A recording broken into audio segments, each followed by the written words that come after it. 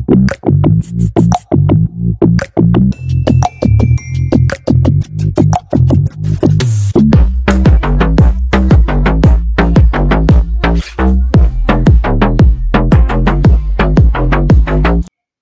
everyone, welcome back to my channel.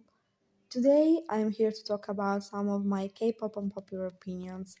Before we start, there is a disclaimer I have to do. This is only my opinion. What I'm going to say are not facts and they will never be.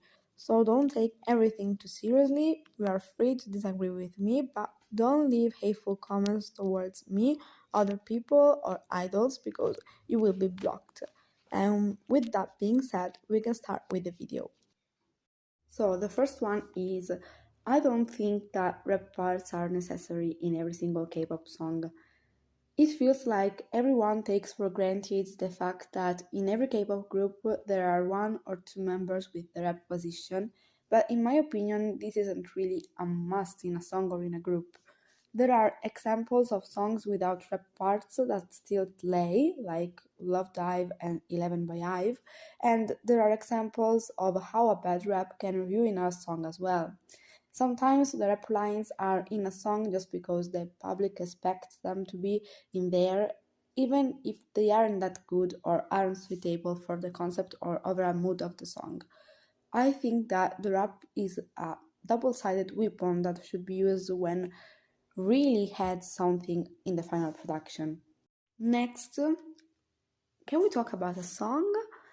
In my opinion, Cinema by CIX is one of the best songs of 4th gen boy groups, and don't get me even started, I find this song to be a true breath of fresh air for the K-pop industry, and like I said before, I really enjoy the noise music, but sometimes I need something more chill and laid back, and CIX Cinema is the perfect compromise between an upbeat catchy song and a laid back song. I never get tired of listening to this track, and if I have to tell the truth, I think that all of their discography is unique because they have a lot of this kind of songs. This sound isn't really popular in K-pop, but in my opinion, it's really great and underrated. You should listen to Cinema and you should stand to CIX. Next, I have to say this. I'm already sick and tired of the pop rock trend.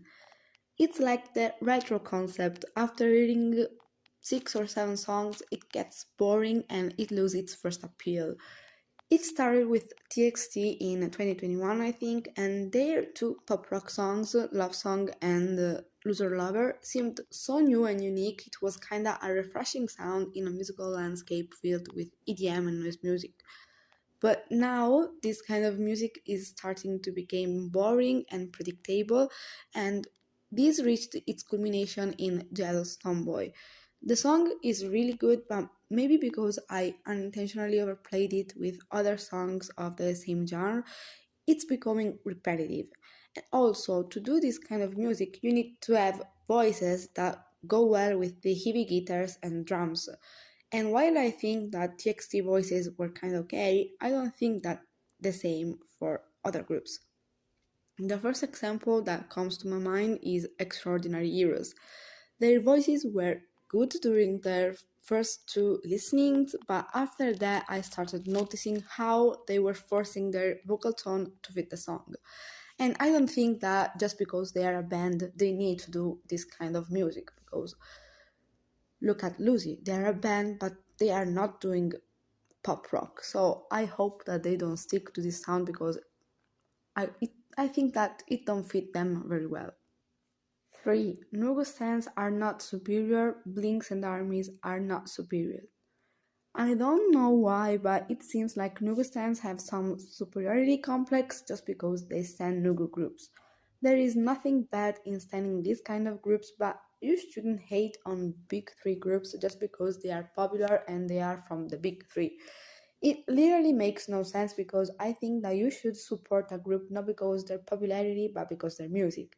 And I agree with the fact that a lot of Nugu groups have a great discography, but it's not right to invalidate other idols and other fandoms just because you don't like the idea of a big company producing an actually good song.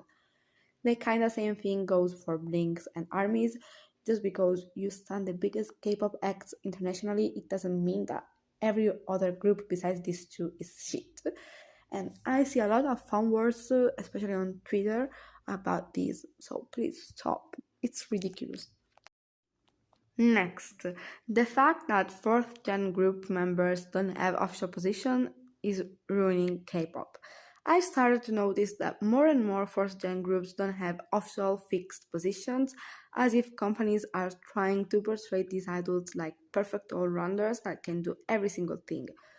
Besides the fact that by doing so they set incredibly high standards for the fans, but the main point is that everyone can now be called main dancer or main vocalist or main rapper because it isn't an objective fact decided by professional artists and producers who knows the idol's capabilities, but it becomes something subjective determined by normal fans who are obviously biased towards their face.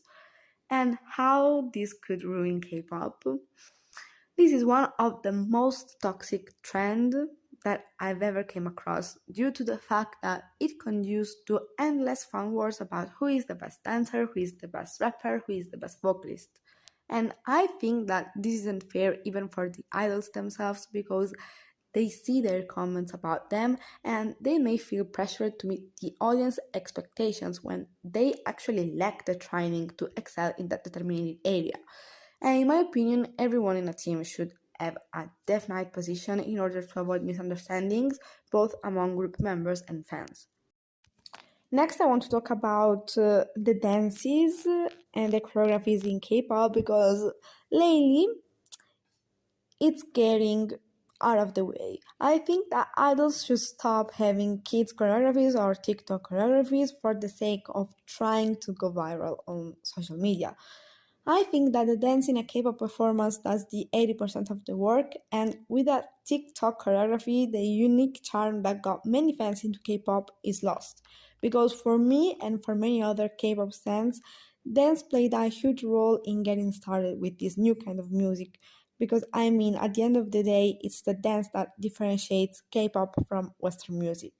And I say this from a dancer point of view because I'm a dancer and a performer myself. And I understand that this kind of dances can be really frustrating for the idols themselves that trained to dance.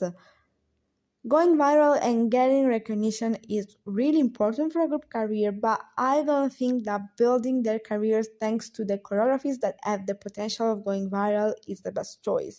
Because in that way, all their talent is wasted, and maybe for that reason, the group will never be taken seriously.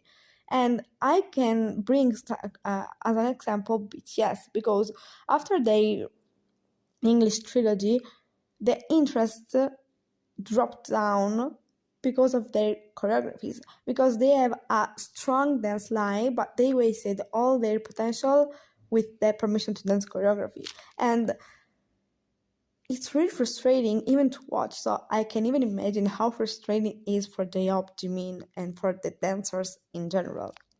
Next, I want to talk about GFriend and their discography because this is gonna be really unpopular, but I think that GFriend's early songs are all the same. In particular, their title tracks.